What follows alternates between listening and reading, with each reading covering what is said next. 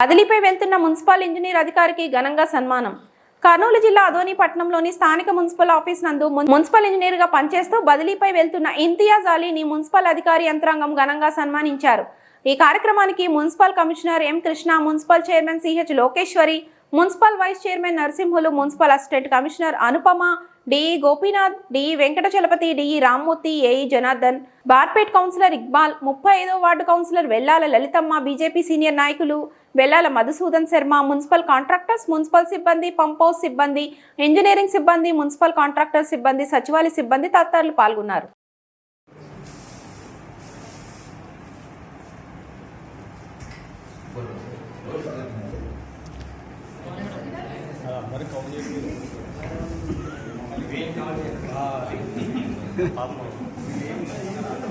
కొంచెం నవ్వడం మళ్ళీ తీస్తాను.